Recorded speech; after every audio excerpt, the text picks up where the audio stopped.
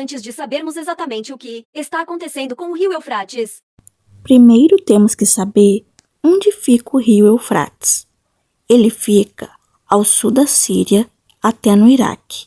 Em um trecho, seu formato bastante inusitado, semelhante ao símbolo do ômega, que significa o fim. E seria ali, no Eufrates, o fim do mundo, dos acontecimentos apocalípticos? Nascido onde hoje fica a Turquia, o Eufrates segue em direção da Síria e do Iraque, até que se une ao rio Tigre. Este, por sua vez, também tem sua nascente na Turquia e segue seu percurso pelos mesmos países até o Shet al-Arab, formado pela união dos dois rios. Desemboca no Golfo Pérsico. O Ministério de Recursos Hídrico do Iraque afirmou que, mantido esse ritmo, o Eufrates estará completamente seco até 2040, apesar do seu expressivo potencial energético, dada a existência de reservas de gás natural e petróleo em seu território. O país enfrenta grandes dificuldades. Os rios Tigre e Eufrates estão situados numa região que tende a ser bastante afetada pelas mudanças climáticas. Na Síria, o rio Eufrates desempenha um papel importante. Estima-se que 85% da água destinada à agricultura seja proveniente dele. Considerada a principal fonte de água doce da região, em meio ao seu desaparecimento, são muitos os impactos enfrentados num local com infraestrutura bastante fragilizada desde o início da Guerra Civil no país. Há dois motivos sendo apontados como os principais agravantes para a seca do rio Eufrates: a má gestão da água, refletida tanto na poluição quanto no desperdício de recursos, e as mudanças climáticas, visto que a redução gradual dos índices pluviométricos e períodos de seca mais prolongados já fazem parte da realidade da região. Várias falhas se formaram nas margens do rio Eufrates como resultado dos dois sucessivos terremotos que atingiram a província de fevereiro deste ano. Após os dois terremotos, formaram-se fissuras nas margens do rio Eufrates, no distrito de Siverk, no estado de Sanliurfa, algumas das quais se estendem por metros. Em Jeremias 13, Jeremias esconde o cinto junto ao rio Eufrates, como o Senhor Deus havia lhe ordenado. Em Jeremias 51, que Jeremias acaba de ler o livro, e o ata a uma pedra e o lança no meio do rio Eufrates, como o Senhor o havia ordenado, simbolizando a queda da Babilônia. O rio Eufrates é como a região bem seca do Brasil. Fica normal e verde no período chuvoso, mas na época da seca o mato seca. Os rios diminuem em alguns anos em que a seca é bem severa, pode secar quase que totalmente. O que acontece no rio Eufrates é isso: em secas severas do inverno, vem a se secar muito. Temos que entender que o rio Eufrates vem da Síria. Seu percurso é longo e não é em toda parte que ele seca. Por exemplo, no sul da Síria, ele se mantém mais cheio e há vários casos de afogamento de pessoas lá.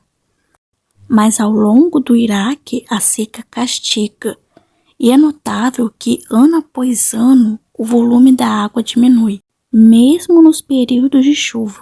E há um canal do rio Tigre para o rio Eufrates em que houve o liberamento maior de água, mas mesmo assim não dá vazão. Essa é a foto de uma semana atrás, postada no Google, e dá para perceber a marcação na torre.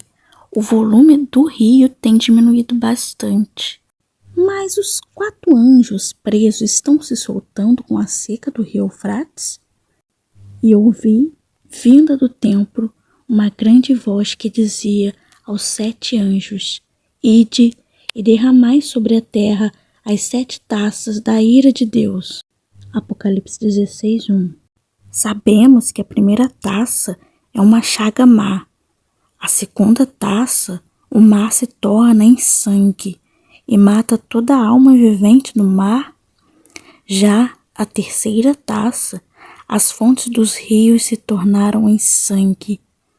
A quarta taça foi derramada no sol para que abrasasse os homens com fogo. A quinta taça foi derramada no trono da besta, e o seu reino se tornou tenebroso. E só na sexta taça o anjo derramou sobre o rio Eufrates, e a sua água se tornou seca, secou-se, para preparar o caminho dos reis do Oriente. Apocalipse 16. E isso só aconteceu na sexta taça derramada pelo anjo.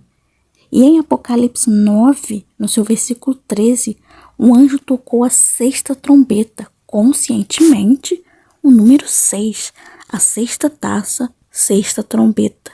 A qual dizia ao sexto anjo, que tinha trombeta, solta os 4 anjos que estão presos junto ao grande rio, Eufrates. E foram soltos os 4 anjos que estavam preparados para a hora, e dia, e mês e ano, a fim de matarem a terça parte dos homens. E o número dos exércitos dos cavaleiros era de 200 milhões. E ouvi o número deles, e assim vi os cavalos nesta visão, e os que sobre eles cavalgavam tinham couraças de fogo e de jacinto e de enxofre, e a cabeça dos cavalos era como cabeça de leão, e de sua boca saía fogo, e fumaça, e enxofre. Por estas 3 pragas foi morta a terça parte dos homens, isto é, pelo fogo, pela fumaça e pelo enxofre, que saíam da sua boca, porque o poder dos cavalos está na sua boca e na sua cauda, porquanto a sua cauda é semelhante a serpentes e tem cabeça, e com ela danificam. E eles e o exército veio para matar quem não adorasse a besta também. Nesse caso, os ímpios eram poupados. É só você continuar lendo o capítulo que você vai ver isso.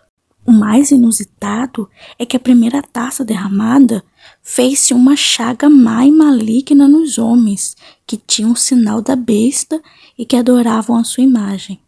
E o quinto anjo derramou a sua taça sobre o trono da besta. Então, para esses 4 demônios serem soltos, a besta já precisa estar na terra. E outra, reinando e impondo o seu sinal na testa ou na mão. E vermos as notícias nos próprios notícias do Iraque, é só você pesquisar em árabe em notícias no Google e depois você vai traduzir. Aí você vai ver lá que o rio Eufrates vem secando e que os especialistas afirmam que até 2040 o Eufrates seca. Isso só nos faz raciocinar que o anticristo está mais próximo do que nunca a se revelar. E se você quiser saber como serão as características da besta do anticristo, é só escrever aqui nos comentários que eu faço um vídeo no meu próprio estudo que eu ainda não revelei a ninguém. Se inscreve no meu canal e curte, compartilhe com mais pessoas e grupos do Telegram e WhatsApp.